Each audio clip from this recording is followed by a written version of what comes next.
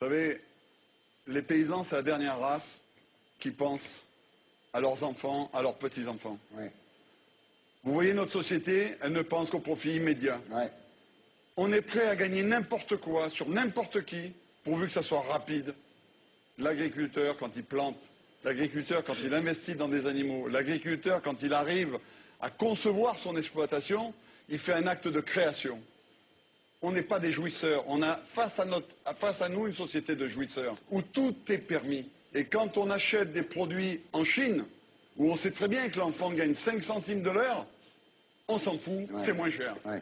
Je crois que le vrai débat, c'est un vrai débat de fond. L'agriculteur a envie de mettre l'homme au cœur de la vie, au cœur de la société. Et si on est attaché à notre métier, c'est qu'il y a des racines. On est en prise directe avec la vie. Et les politiques, ils peuvent vous aider, Pierre? Pas comme ça. Non. J'ai entendu le débat tout à l'heure, j'avais envie de me tirer une balle dans la tête. Ouais. Ça serait une solution intelligente. Parce qu'en fait, ils parlent d'eux, ils ne parlent pas de nous. Moi je dis, on a des difficultés, mais j'ai conscience qu'il y a des ouvriers qui se lèvent l'âme toute leur vie, qui n'ont jamais la moindre reconnaissance, ni de la société, ni de leur société. J'ai l'impression qu'il y a des tas, des milliers de chômeurs qui arrivent en fin de droit, qui sont dans notre situation.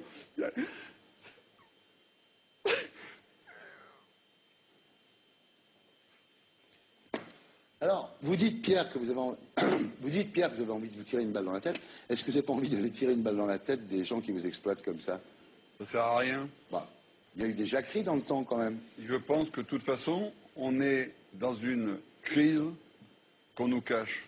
À force de mentir à tout le monde, on croit à ces mensonges. C'est ça qui m'inquiète.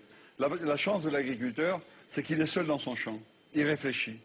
Il n'a pas de brouillage à sa réflexion. Et quand on réfléchit, qu'on observe, qu'on arrive à créer de l'argent avec du vide, j'observe un bénéfice de 50 milliards de la BNP cette année. Ouais. J'ai vraiment le sentiment de vivre au pays des faux-monnayeurs. Parce que l'argent, c'est le travail. Le travail, c'est l'outil. On oublie ces vérités premières. Ouais.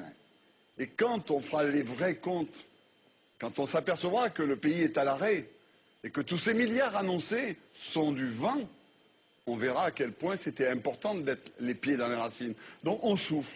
On sait qu'on souffre, on sait qu'on n'est pas les seuls à souffrir. Il y a énormément de gens qui travaillent dur, qui sont méprisés, pas considérés, un déni d'existence. Et c'est ce déni d'existence qu'il faut qu'on dénonce. C'est pas tirer une balle dans la tête de quelqu'un. De toute façon, si ça continue comme ça, l'occasion à tous sera donnée. Mais nous, c'est pas de dire non, on a des solutions. C'est pour ça qu'il faut qu'on